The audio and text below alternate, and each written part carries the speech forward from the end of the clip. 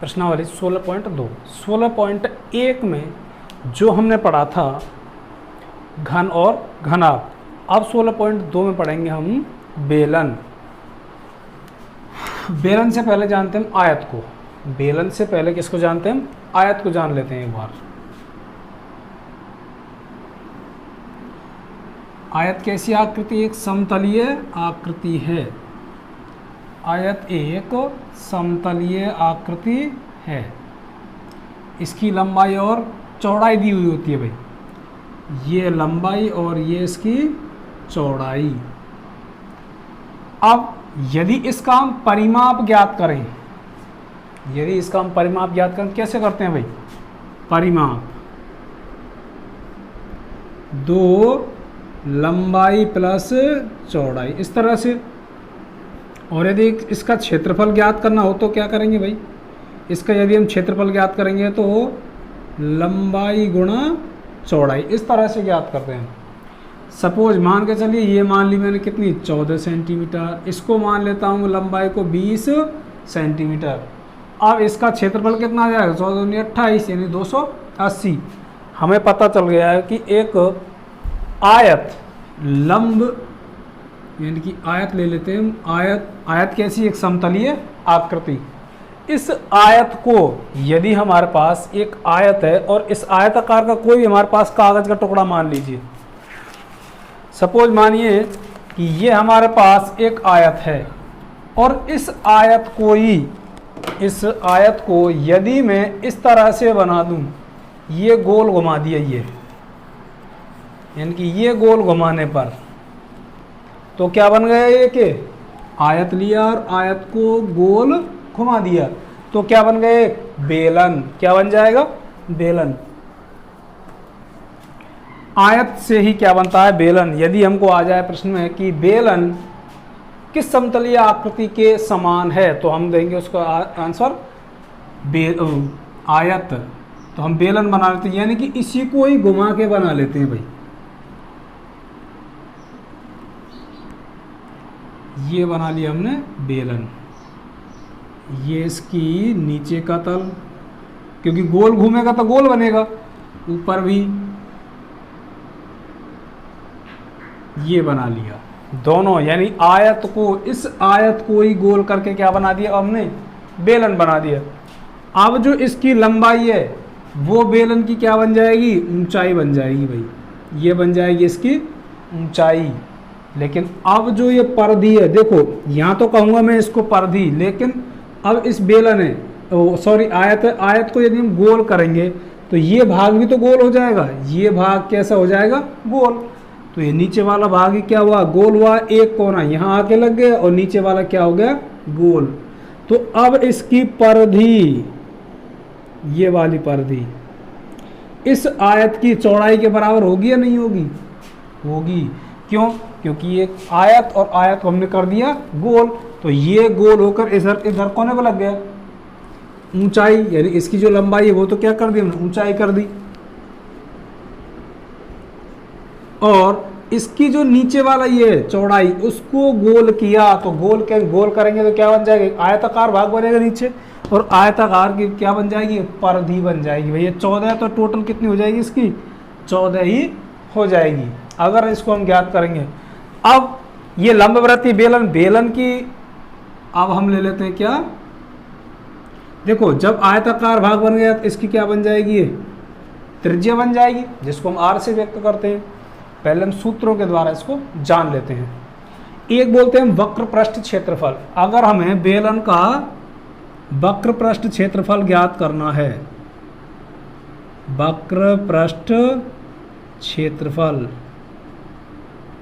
वक्र पृष्ठ क्षेत्रफल किसे कहते हैं? वक्र पृष्ठ क्षेत्रफल कहते हैं कि इसमें आधार और ऊपर वाले तल को नहीं जोड़ा जाता है, इन दोनों को जोड़ा नहीं जाता है। एक हमारे पास कोई भी पाइप ले लेते हैं भैया, इस पाइप में इसका और इसका दोनों को भाग नहीं जोड़ते हैं, तब बनता हमारा वक्र पृष्ठ क्षेत्रफल। अब वक्र पृष्ठ क्षेत्रफल कैसे ज्ञात करेंगे? मान के चलिए मैं इसका सूत्र बताता हूं, लेकिन सूत्र कहां से आता है भाई? अभी मैंने बताया था कि आयत का जब हम आयत का जब हम क्षेत्रफल निकालते हैं तो कैसे निकालते हैं, लंबाई और चौड़ाई का गुणा कर देते हैं। ये मानी थी कितनी मैंने 20 और ये मान ली 14, तो कितना हो जाएगा 14 दूनी 28, 280 सेंटीमीटर स्क्वायर बनना चाहिए किसका, इस आयत का क्षेत्रफल। लेकिन मान के चलिए इसी चद्दर को मैंने गोल किया है, इसी चद्दर को गोल कर दिया, तो गोल कर दिया तो इसका जो क्षेत्रफल है वो क्षेत्रफल इस बेलन के बाहरी क्षेत्रफल के बराबर आना चाहिए, क्योंकि ये तो खाली हो जाएंगे दोनों इसके किनारे, दोनों इसके तल, आधार और तल, ये दोनों क्या हो जाएंगे, उसके खाली हो जाएंगे। तो यहाँ दोनों खाली हैं, लेकिन इसका भी क्षेत्रफल कितना होना चाहिए 280। क्यों, क्योंकि इसी का प्रयोग किया हमने, क्योंकि इसी चद्दर का प्रयोग करके हमने बेलन बना लिया है। अब कैसे ज्ञात करते हैं, इसमें तो कर लिया लंबाई गुणा चौड़ाई, लेकिन जो ये बनी क्या इसकी चौड़ाई, वो गोल होकर क्या बन गई, इसकी परिधि बन जाएगी, किसकी, इसकी परिधि बन गई भाई, वो बनी या नहीं बनी, यह चौड़ाई इसकी परिधि बन गई, और गुणा कर दिया किसका, ऊंचाई। यहाँ क्या सूत्र बन गया भाई इसका, अगर हम वक्र पृष्ठ क्षेत्रफल ज्ञात करेंगे परिधि गुणा h। देखो यहाँ परिधि का मतलब क्या था, चौड़ाई, यहाँ h का मतलब क्या था, लंबाई, तो दोनों के बराबर आएगी नहीं आएगी। इसकी परिधि में यदि हम ऊंचाई का गुणा कर दें तो क्या निकल आएगा, इसका वक्र पृष्ठ क्षेत्रफल जो दिख रहा है वो क्षेत्रफल निकल के आ जाएगा। यानी कि आधार और उसकी छत वाला भाग हम छोड़ देंगे दोनों किनारों को, बाकी इसका वक्र पृष्ठ क्षेत्रफल कैसे निकालेंगे, नीचे वाली परिधि में गुणा कर देंगे ऊंचाई का। वही तो बात आ रही है भाई, ये अगर घुमा दे इसकी चौड़ाई कहला रही है, लेकिन इसमें क्या बन गई वो परिधि। यहाँ परिधि में यदि इसकी लंबाई यानी कि इसकी ऊंचाई कहें गुणा करें तो क्या निकल के आएगा, वक्र पृष्ठ क्षेत्रफल। इसी तरह सूत्र बनते हैं इनके, यानी कि परिधि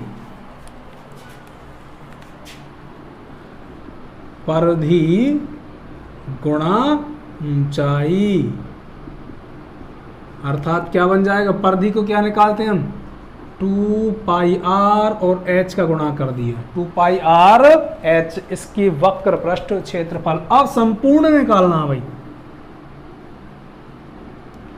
संपूर्ण पृष्ठीय क्षेत्रफल। अगर हमें संपूर्ण पृष्ठीय क्षेत्रफल निकालना तो कैसे करेंगे, देखो पहले निकाल लिया, बार का निकाल लिया, यानी कि 2 पाई r h निकाल लिया। अब क्या करना भाई, दोनों आधार और तल ये दोनों रह गए, दोनों कैसे भाग हैं, वृत्ताकार भाग हैं, एक वृत्ताकार भाग और दूसरा वृत्ताकार भाग हैं, 2 वृत्त हो गए। तो दोनों वृत्तों का क्षेत्रफल पाई आर स्क्वायर, एक का 2 वृत्त हैं तो 2 पाई आर स्क्वायर इन दोनों का, यानी कि ये और ये, इन दोनों का क्षेत्रफल और जोड़ देंगे, क्योंकि पहले निकाल लिया बार का, वक्र का निकाल लिया, अब दोनों आधार और तल का निकाल लेंगे 2 पाई आर स्क्वायर। बनाते भाई सूत्र, दोनों में जो कॉमन बाहर निकालो, 2 पाई आर बचा, इसमें h, इसमें 2 पाई आर, लेकिन r 2 बार एक बार बाहर गया तो क्या बच जाएगा r, इसका मतलब 2 पाई आर h प्लस r। इसका वक्र पृष्ठ क्षेत्रफल 2 पाई आर h और संपूर्ण पृष्ठीय क्षेत्रफल 2 पाई आर h प्लस r। अब निकालते हैं इसका आयतन। आयतन मैंने पहले बताया घनघनाम में कि जो इसमें वस्तुएं भरी जाती हैं उस सब को क्या कहते हैं, आयतन। आयतन में क्या बताया था भाई, मैंने बताया आधार का क्षेत्रफल गुणा ऊंचाई, आधार का क्षेत्रफल पाई आर स्क्वायर गुणा ऊंचाई क्या मानते हैं इसको, h। तो क्या बन गया भाई, पाई आर स्क्वायर h। तो क्या बन जाएगा इसका, पाई आर स्क्वायर h। केवल तीनों ही चीज काम में लेनी है, पाई आर स्क्वायर h, ये बन गया इसका क्या, आयतन। अब इसके बाद में ले लेते हैं भाई, ये खोखला बेलन की भी आवश्यकता पड़ जाती है कभी कभी। अब खोखले बेलन की कैसे आवश्यकता पड़ती है, अच्छा बेलन के उदाहरण और बताइए भाई मेरे को, जो आपको ध्यान में आ जाओ। एक तो बोल सकते हैं इसको हम पाइप, ठीक है, पाइप, टंकी बोल सकते हैं इसको हम, कुआं बोल सकते हैं, क्योंकि कुआं अधिकांशतः कैसे होते हैं भाई, गोल ही होते हैं, कुआं, ऊंचाई या गहराई एक ही बात होती है। अगर ऊपर करेंगे ऊंचाई, नीचे जाएंगे तो गहराई। और कोई भी, बंदूक की नाल, वो भी कैसी होती है भाई, बेलनाकार होती है। वो भी कैसे, रोटी बनाने वाला बेलन नहीं है। अब इसके बाद में लेते हैं खोखला बेलन। खोखले बेलन में क्या करते हैं भाई, मान के चलिए ये हमारे पास में एक और बेलन है, सिलेंडर, ये ले लिया बेलन।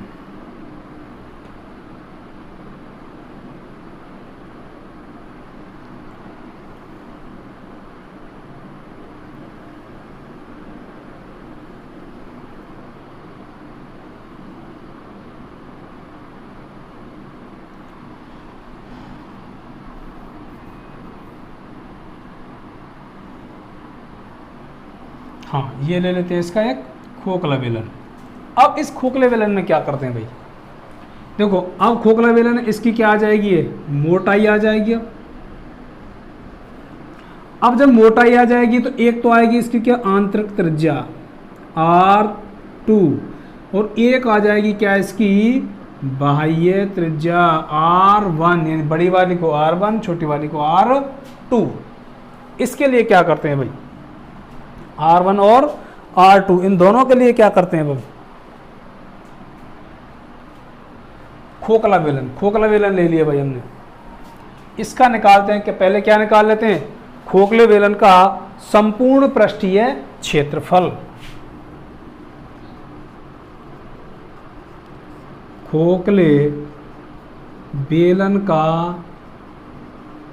संपूर्ण पृष्ठीय क्षेत्रफल, इसका निकालेंगे भाई।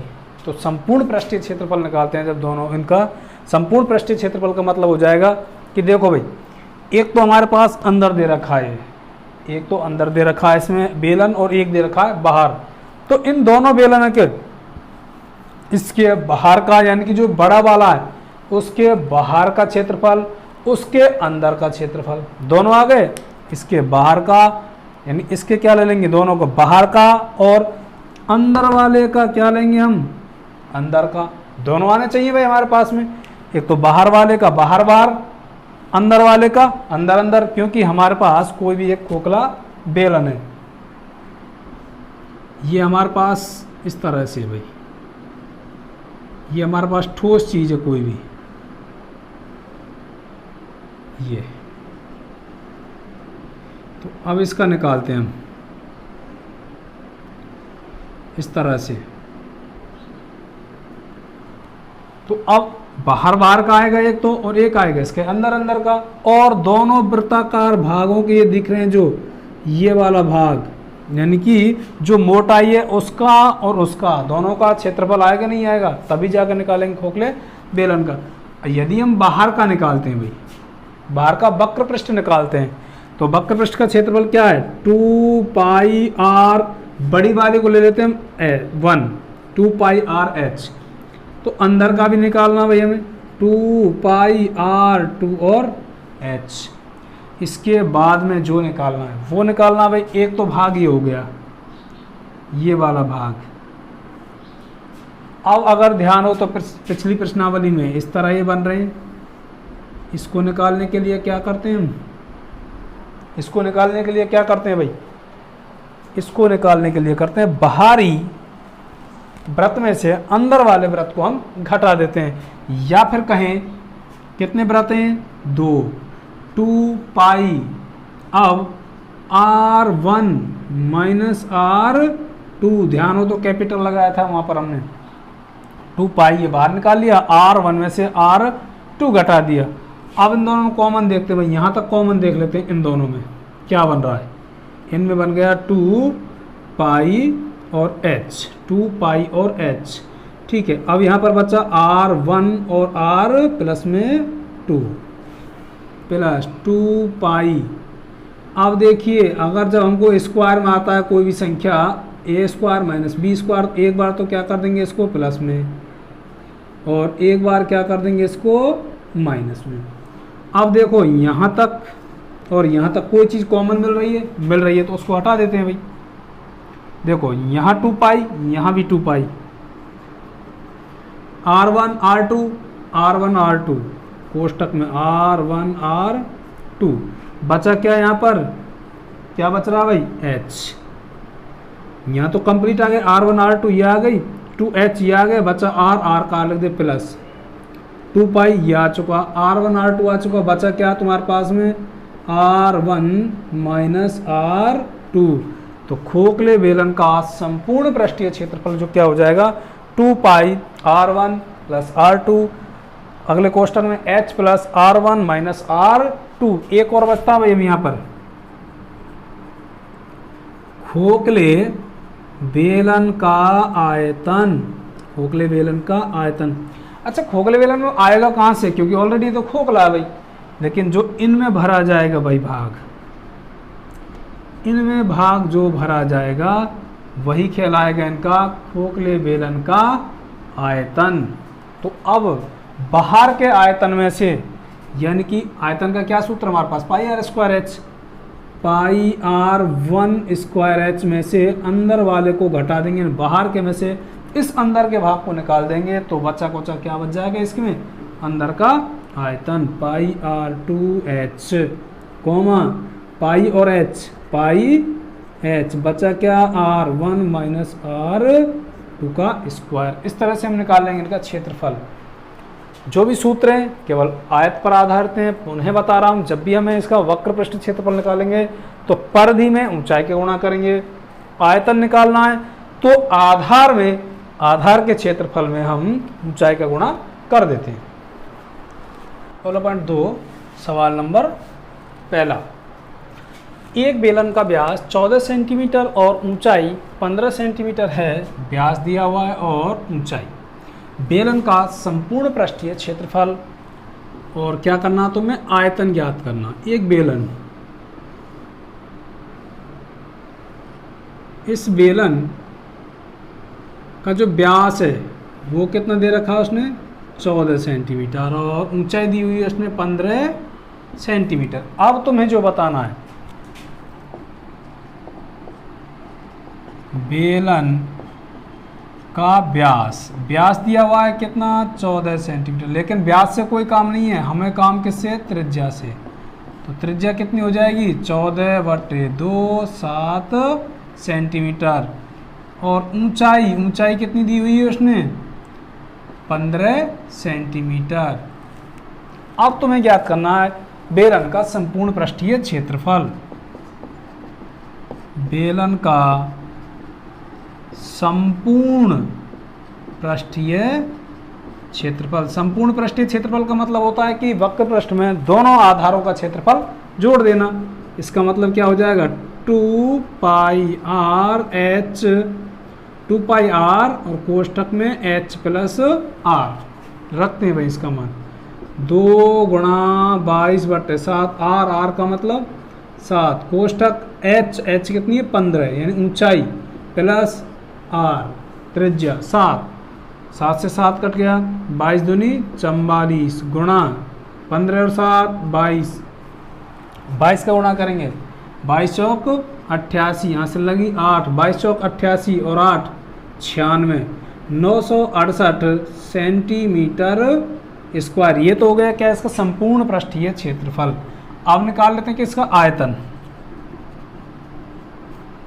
आयतन का सूत्र है आधार का स्क्वायर, सॉरी आधार का क्षेत्रफल इंटू ऊंचाई, 22/7 गुणा 7 गुणा 7 गुणा ऊंचाई इसकी 15, काट दिया 7 से 7 कट गया, 22 7 154, 154 गुणा 15 करेंगे तो कितना आ जाएगा 15 चौक के 60, हासिल लगी 6, 15 5 75 और 6 81, हासिल लगी कितनी 8, 15 कम 15 और 8 23, 2310 सेंटीमीटर क्यूब। हमेशा ध्यान रखना आयतन में क्यूब लगाना है, क्षेत्रफल में स्क्वायर लगाना है।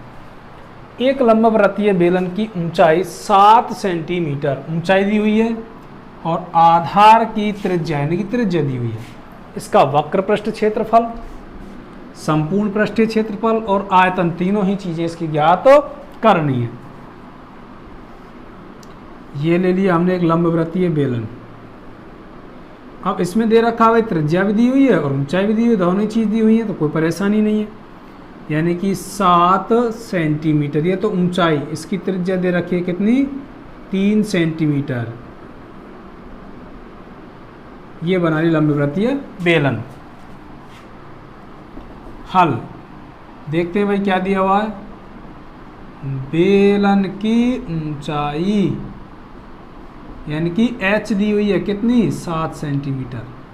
त्रिज्या दी हुई है आधार की, आधार की होती है त्रिज्या, कहीं भी लगा हुआ आधार की ही मानी जाती है इसे।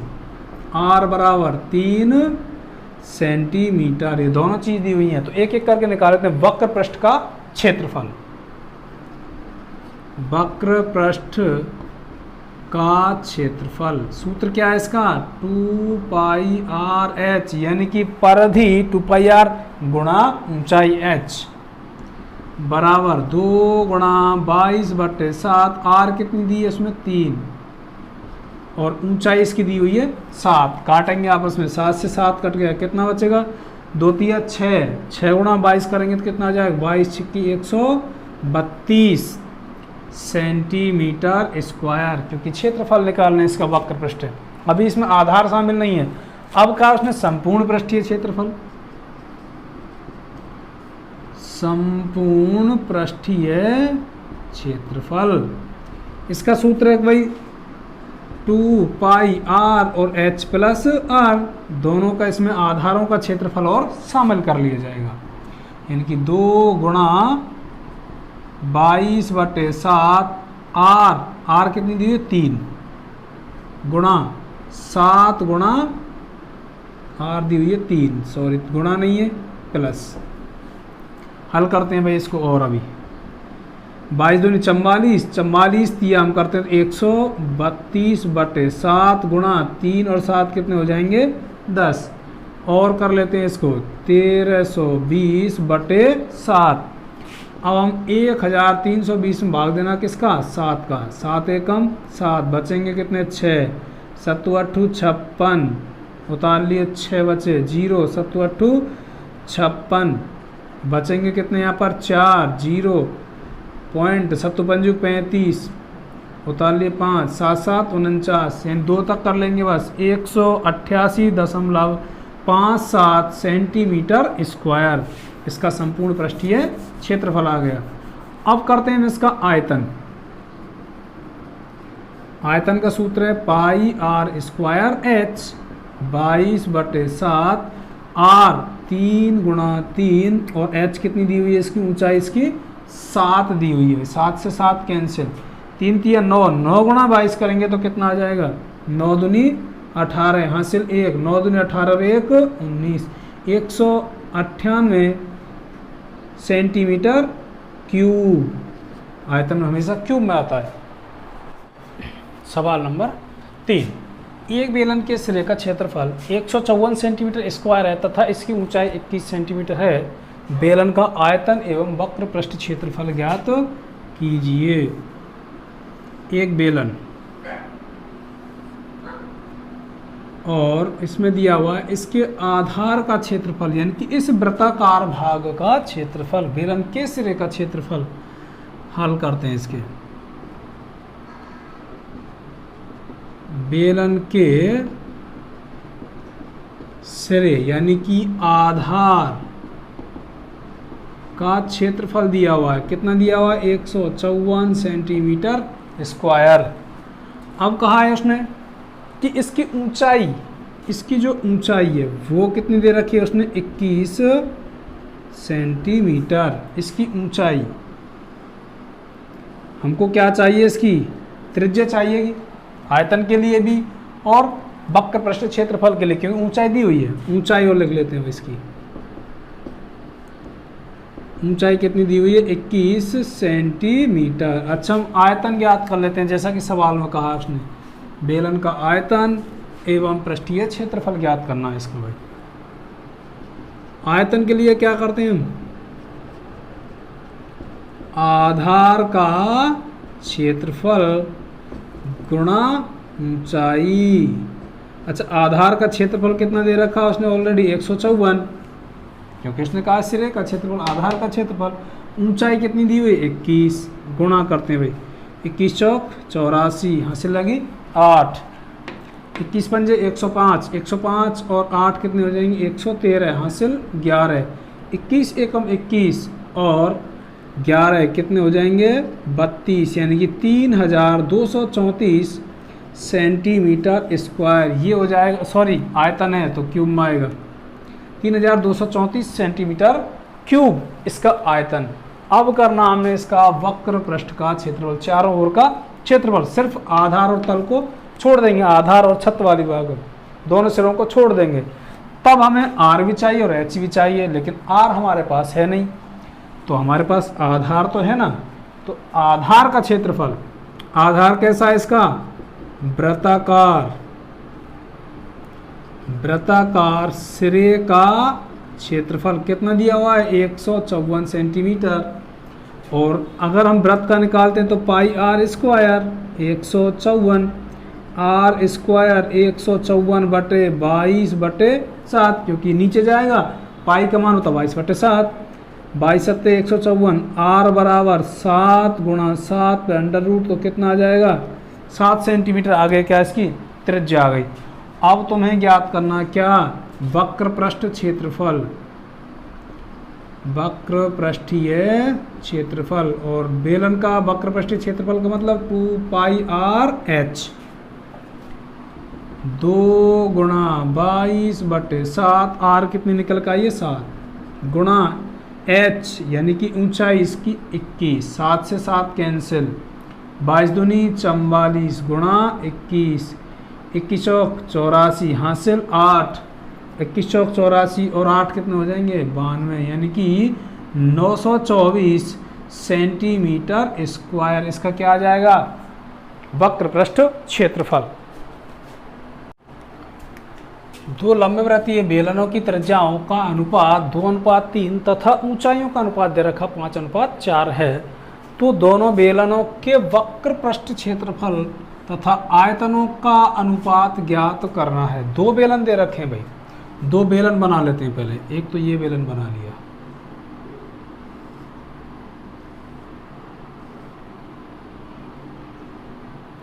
एक इधर बना लेते हैं बेलन।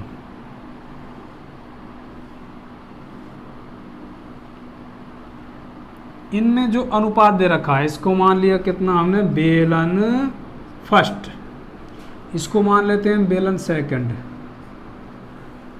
बेलन फर्स्ट और बेलन सेकंड। इन दोनों में जो अनुपात दिया हुआ भाई इसकी मान के चलिए अनुपात, त्रिज्याओं का अनुपात।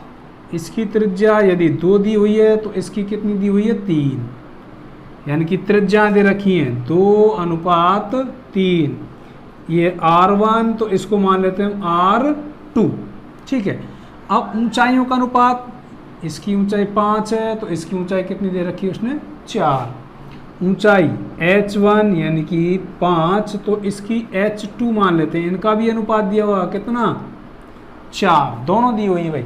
अब तुम्हें बताना दोनों बेलनों के वक्र पृष्ठ क्षेत्रफल तथा आयतनों का अनुपात ज्ञात करना है। वक्र पृष्ठ क्षेत्रफल का अनुपात, ठीक है भाई। बेलन फर्स्ट